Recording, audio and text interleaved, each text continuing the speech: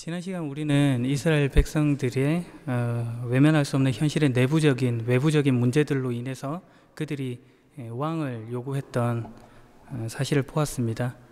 하나님께서 그들의 참 왕이 되신다는 사실을 망각하고 한 그들의 요구, 그들의 주장을 수용하시고 허용하셨음까지도 보았습니다. 그로 인해서 이스라엘의 초대 왕으로 사울 왕이 세워집니다. 하나님께서 이렇게 하신 이유는 우리에게 자유를 주시고 선택해 하시고 그 선택의 과정과 결과를 보게 하신다는 것입니다. 결코 경직된 방식으로 획일적인 요구를 하지 않으시는, 강요하시지 않는 분으로 자신을 소개하는 것입니다. 그러나 이 말이 우리가 하는 어떤 잘못된 선택, 이런 것을 결코 방치하거나 내버려 두거나 내팽겨치고 있다 하는 것을 말하는 것은 아닙니다.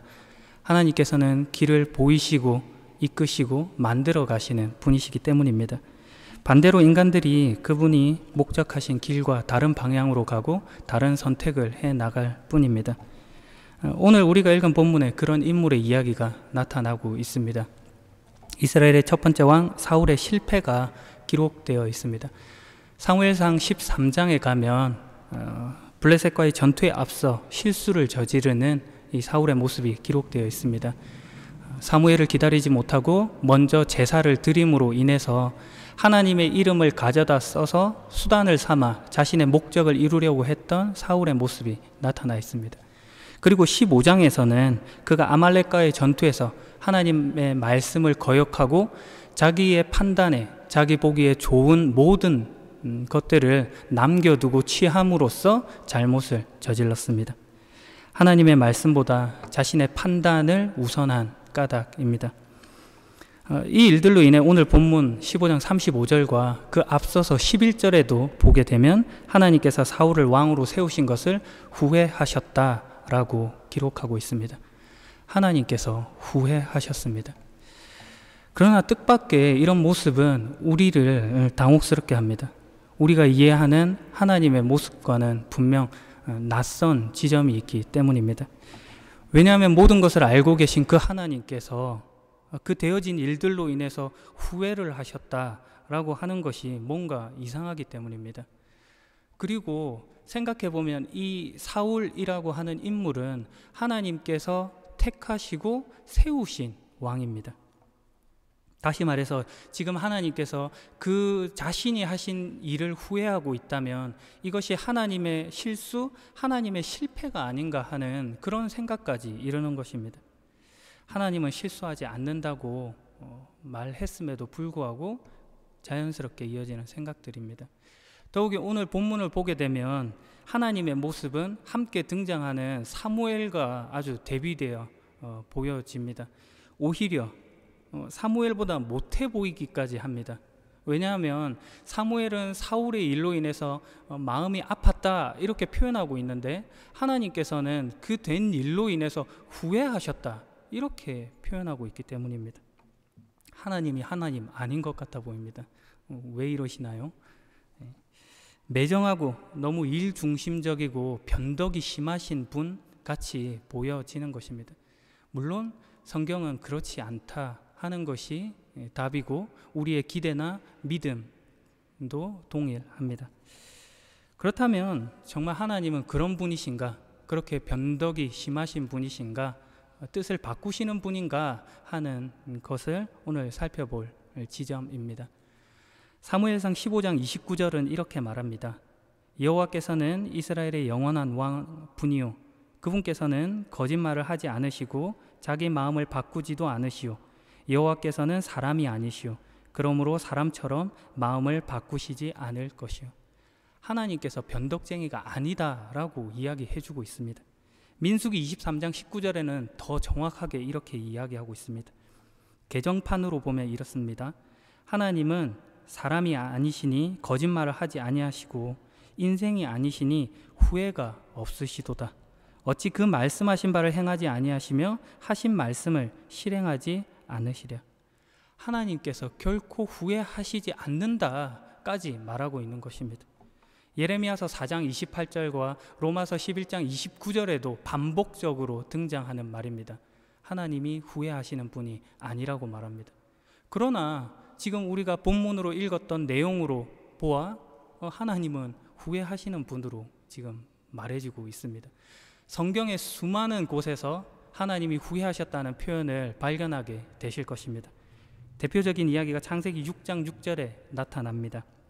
여호와께서는 땅 위에 사람을 만드신 것을 후회하시며 마음 아파하셨습니다. 그분께서 자신의 형상을 따라 사람을 만드시고 그 코에 생기를 불어넣으셔서 살아나게 하셨는데 그 사람을 보시고 후회하셨다라고 말하고 있는 것입니다. 어떻게 되는 겁니까? 후회하셨다는 겁니까? 안 하셨다는 겁니까? 그런데 생각해 보면 우리는 종종 지극히 인간적인 관점에서 하나님에 대한 이해를 하려고 하는 경향이 짙습니다.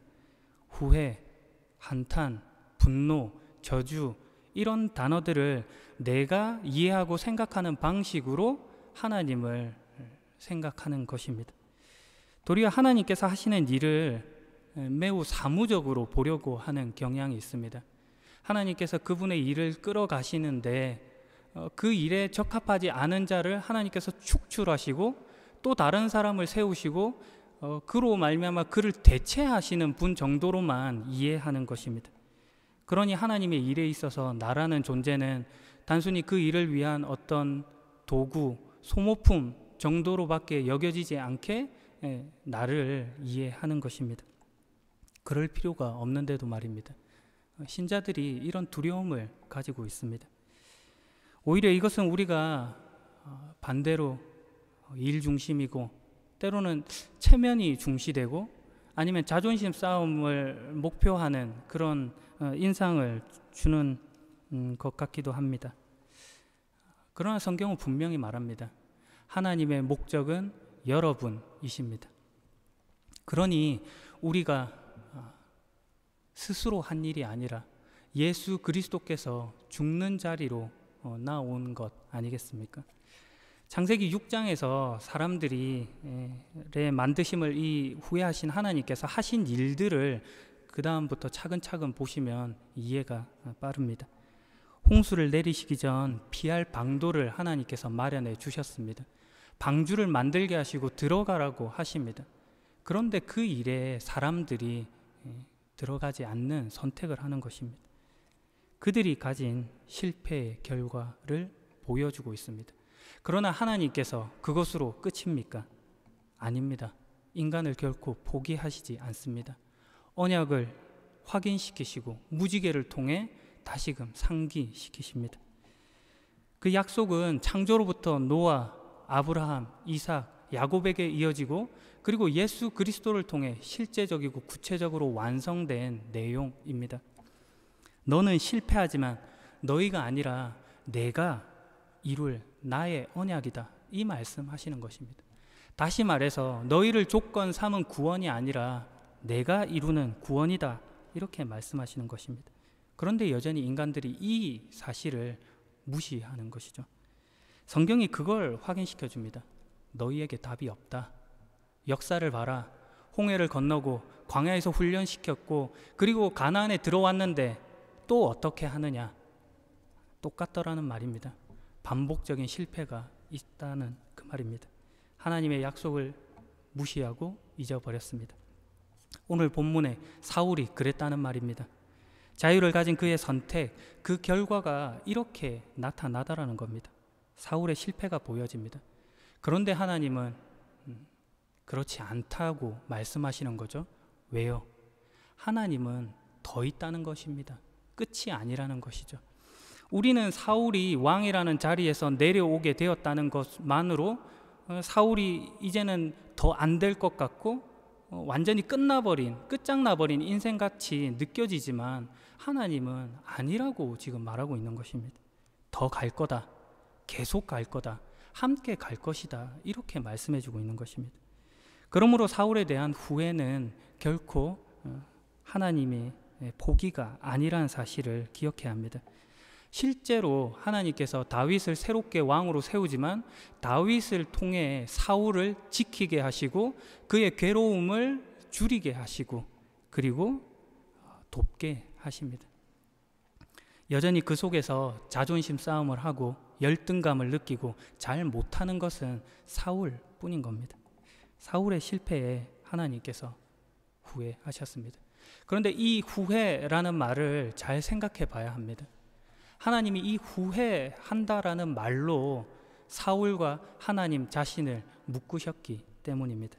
그가 실패했다, 그러나 끝나지 않았다를 이 후회라는 단어로 표현해 주고 있습니다. 히브리 성경 원어에 보면 이 후회라는 단어는 나함이라는 말로 쓰여져 있습니다. 애석해하다, 측은히 여기다, 위로하다, 이런 뜻으로 사용된 단어입니다. 거의 대부분 하나님의 후회와 관련된 단어입니다. 인간의 후회를 나타낼 때 쓰는 단어는 다릅니다. 슈브라는 단어를 씁니다. 이것은 인간이 죄에서 돌이켜 하나님의로 간다, 이런 뜻을 가지고 있습니다. 죄를 자각할 때 후회하고 진정으로 하나님께 돌아갈 수 있다라는 그런 사상이 담겨 있는 말입니다. 반면 하나님의 후회는 뜻을 돌이키는 후회가 아니라는 겁니다. 그 대상이 되는 존재에 대해서 안타까워하시고 긍휼히 여기시고 그 상황을 매우 관심 있게 지켜보신다 하는 뜻의 말로 후회인 것입니다. 그러므로 본문에서 하나님께서 사울을 왕으로 세운 것을 후회하셨다라고 하는 말은 사울이 왕된 그 자체, 왕으로 세운 그 자체를 후회하신다는 것이 아니라 그 사울이 지금 하나님의 언약을 파기하고 인간적인 판단을 가지고 자기 뜻대로 하는 것에 대한 안타까움과 그 괴로운 상황을 지금 설명하고 계신 것입니다. 하나님께서 그를 불쌍히 여기시고 마음 아파하십니다. 후회하셨습니다. 그런데 여기서 우리가 더 생각해 보아야 할 지점이 있습니다. 그것은 성경이 이 사울의 실패를 끝까지 보여준다는 것입니다. 이것은 사무엘상 16장에 나오는 다윗과의 대조로 나타납니다. 여기서 사울과 다윗의 대조는 단순히 사울은 실패했고 다윗은 성공했다, 이런 뜻으로 사용된 말이 아닙니다.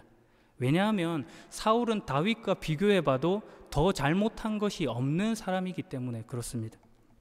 성경은 다윗의 잘못도 동일하게 기록해주고 있습니다. 그러나 둘은 대조되고 있습니다. 사울도 다윗처럼 사무엘이 와서 기름을 부었습니다. 그리고 하나님께서 그에게 성령의 충만을 허락하시고 그리고 예언도 하게 하시고 군사적인 승리를 가지게 하십니다. 그러나 사울의 생애는 미움, 다툼, 시기, 질투, 원망, 불평, 두려움, 이런 것들로 점철되다 결국 절망과 사망으로 끝나버립니다. 성경이 이걸 강조하고 있는 것입니다. 이 모든 것들이 우리 모두가 겪는 자연현상이다 하는 것을 대표로 보여주고 있습니다. 그런데 다윗은 다른 거죠. 다윗은 똑같은 실수를 하고 넘어지지만 그 뒤에 은혜가 더 강조되어 있습니다. 우리가 만들 수 없는 것을 하나님께서 만들어 가신다 하는 것을 표현해 주고 있는 것입니다. 동일한 조건 속에 있지만 하나님께서 무엇을 어떻게 만드시는지에 따라 그 결과가 어떻게 나타나는지를 보라는 차원에서 지금 사울과 다윗이 대비되어 나타나는 것입니다. 이것이 곧 율법과 은혜의 대조이기도 합니다. 오늘 본문의 바로 앞에 사울과 사무엘의 대화 속에도 나타나는 부분입니다. 15장 21절에 사울이 사무엘에게 이렇게 말했습니다. 군인들이 당신의 하나님 여호와께 길갈에서 제물을 바치기 위해 제일 좋은 양과 소들을 남겨놓았을 뿐이요. 그러자 사무엘이 22절에 이렇게 답합니다. 여호와를 더 기쁘시게 할 것이 무엇이겠소? 태워드리는 제물인 번제물과 그 밖의 제사요? 아니면 순종이요? 하나님께 순종하는 것이 제사보다 낫소. 하나님의 말씀을 듣는 것이 수대양에 기름을 바치는 것보다 낫소. 순종이 제사보다 듣는 것이 수대양의 기름보다 낫다 하는 말이 나타나고 있습니다. 여기서 순종과 제사가 대비되어 나타나고 있는 것입니다. 이 이야기는 동일하게 마태복음 9장의 예수님과 바리새인의 대화 속에서도 나타납니다. 예수님께서 마태라는 사람의 집에 가셨는데 그곳에 세리들과 죄인들이 많이 몰려들었고 함께 식사를 했습니다. 그 모습을 바리새인들이 지적하고 책망하면서 이야기를 하죠. 왜 그 죄인들과 함께 식사를 하냐고요. 그때 예수님께서 이렇게 말씀하십니다. 건강한 사람은 의사가 필요 없으나 환자들은 의사가 필요하다. 너희가 가서 나는 희생제물보다 자비를 원한다 라는 말씀이 무슨 뜻인지 배워라. 나는 의인을 부르러 온 것이 아니라 죄인을 부르러 왔다. 나는 희생제물보다 자비를 원한답니다. 개정판으로 보면 이렇습니다. 내가 긍휼을 원하고 제사를 원하지 않는다. 자비, 긍휼이 제사, 율법과 대비되어 나타나고 있는 것입니다. 율법을 가져고 지켰다고 하는 바리새인들에게 하는 소리입니다. 사실 제사도 그렇고 율법도 그렇고 하나님께서 우리에게 요구한 것입니다. 그러나 그 뜻에서, 하나님이 원하시는 그 뜻에서 그 모든 것들, 제사와 율법이 긍휼, 자비로 모아지고 있다는 것을 몰랐던 것입니다. 사울의 실패가 바로 그것입니다.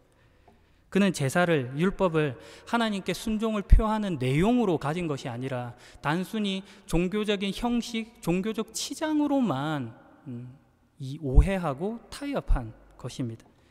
그러니 제사를 기준 삼아서 자신의 이익을 도모하고 그리고 타인을 비난하고 정죄하는 것에 이용한 것뿐입니다. 긍휼, 자비, 은혜라는 말이 빠진 옳음, 정당함이 가지는 실패가 사울인 것입니다. 사울은 매우 종교적인 사람입니다. 사무엘상 13절에 그는 제사를 굳이 꼭 드렸어야 했습니다. 그리고 14절에 가면은 블레셋과의 전투에서 아주 영웅적인 역할을 했던 그의 아들 요나단이 금식을 하지 않았다는 이유만으로 단호히 그를 죽이려고 합니다. 지극한 신앙입니다. 그러나 그가 실패합니다. 왜요? 내용을 갖고 있지 않기 때문입니다. 그저 율법이 자기의 권력과 지위를 유지하는 수단, 그런 보조 수단으로밖에 여겨지지 않은 것입니다. 성경이 이걸 경고하고 있습니다. 하나님과 묶이지 않은 어떠한 신앙 행태도 무가치한 것이다 라고 지적하는 것입니다. 15장 21절에 사울이 한 대답을 다시 한번 보십시오. 당신의 하나님 여호와께입니다. 그에게 기름을 부으시고 왕으로 삼으시고 전쟁에서 승리케 하시고 성령을 충만케 하신 그 하나님을 이제는 당신의 하나님, 사무엘의 하나님, 제3자의 하나님으로 부르고 있는 것입니다. 이 일이 크게 책망을 받는 것입니다. 사울이 불순종했습니다. 그런데 이걸로 끝인가요? 아니라는 겁니다. 하나님 어떻게 하신다고요? 후회로 묶으신다는 겁니다. 긍휼로, 자비로, 은혜로 묶으시겠답니다. 율법이 지시하는 것을 몰라서 실패하던 자들을 그대로 내버려 두시지 않고 하나님께서 직접 찾아오시고 보이시고 확인시키겠다, 이렇게 말씀하시는 겁니다. 로마서 11장 30절에서 32절에 이런 내용이 있습니다. 전에 하나님께서 불순종하던 여러분이 이제 이스라엘이 불순종한 것 때문에 자비를 얻게 되었듯이 현재 이스라엘이 불순종하는 것은 여러분에게 내린 하나님의 자비하심을 그들도 받기 위해서입니다. 하나님께서는 모든 사람들에게 자비를 베푸시기 위해 모든 사람을 불순종 가운데에 두셨습니다. 모든 사람을 불순종 가운데에 가두어 두었다라는 말이 우리의 실력으로는 이해되지 않습니다. 하나님이 우리를 순종치 못하게 했다거나 아니면 우리를 반항하는 데 묶어두었다, 이렇게 이해되기도 하기 때문입니다. 그러나 더 깊은 의미가 욥기 38장에 이렇게 소개되고 있습니다. 8장 8절부터 11절까지 그 실마리가 나타납니다. 바닷물이 태를 열고 나오는 아기처럼 넘쳐 흐를 때 바다가 넘치지 못하도록 한계를 정해놓은 자가 누구냐? 그때 나는 구름으로 바다를 덮고 짙은 어둠으로 그것을 둘러쌌으며 바다에 경계를 지었고 그것에 문 빗장과 문을 달았다. 그때 나는 바다를 향하여 너는 여기까지만 오고 더 이상 넘치지 마라. 너 교만한 파도야, 멈추어라 라고 명령했다. 바다가 터져 나올 때 넘치지 못하게 경계를 지으시고 막으셨답니다. 교만이 뚫고 나올 때, 불순종이 힘을 쓸 때 그것을 가두어 두셨다는 것입니다. 둘러싸셨다는 것입니다. 오롯이 감싸 안으셨다는 것입니다. 다 내 안에 있다 이겁니다. 이것을 이제 그럼 내가 막 살아도 되는구나 이렇게 오해하시면 안 됩니다. 이것은 불순종을 감싸 안으시는 하나님이 더 크신 분이다 라는 것을 강조하는 것이지, 순종과 불순종이 대등한 차원에서 말해지는 개념은 아니기 때문입니다. 순종과 불순종은 주어진 자유를 통해서 선택하는 것입니다. 은혜를, 자비를, 긍휼을 그 내용으로 선택할 것인지, 아니면 제사를, 율법을, 종교적 형식을 그 치장으로 선택할 것인지의 싸움을 우리가 하는 것입니다. 그런데 하나님께서 거듭 말하지만 이 불순종을, 그 불순종의 차원, 그 결과로 그대로 남겨두지 않았다는 겁니다. 불순종을 끌어 안으시겠답니다. 너의 버둥거림을 내가 내 양팔로 안겠다. 기필코 내가 목적하는 길에 너를 서게 하겠다. 네가 내 안에 있다는 사실을 확인시키겠다. 이렇게 말씀하시는 하나님입니다. 이것이 오늘 후회라는 단어로 하나님이 묶으신 사실입니다. 하나님이 후회하셨습니다. 마지막 이야기로 설교를 마무리하려고 합니다. 이 예화는 일전에 한번 했던 기억이 있습니다. 어느 역도 선수가 세계 선수권 대회에서 금메달을 따고 이제 목에 걸고 비행기를 올라타게 되었습니다. 승무원이 와서 승객들의 안전벨트를 착용했는지를 이렇게 체크하고 있을 때에 그 역도 선수만 그 안전벨트를 하고 있지 않은 겁니다. 그래서 승무원이 정중하게 안전벨트를 해줄 것을 요청했는데 그가 단호히 거부합니다. 거만하게 이런 말을 하죠. 슈퍼맨에게는 안전벨트가 필요 없습니다. 그 말을 듣고 승무원이 지혜롭게 대처했습니다. 슈퍼맨은 비행기가 필요치 않습니다. 우리는 슈퍼맨이 아닙니다. 비행기도 필요하고 안전벨트도 필요합니다. 하나님이 너무 필요합니다. 하나님이 여러분의 안전벨트가 되실 것입니다. 긍휼과 은혜, 자비로 여러분을 묶으실 것입니다. 확인시키실 것입니다. 오늘도 그 사실 가운데 감격하시고 주님을 확인해 가시는 복된 여러분이길 예수 그리스도의 이름으로 간절히 축원합니다. 기도하겠습니다. 우리를 불러 자녀 삼으신 주님, 우리의 불순종에도 불구하고 우리를 은혜로, 긍휼로 묶어주신 주님의 사랑을 바라봅니다.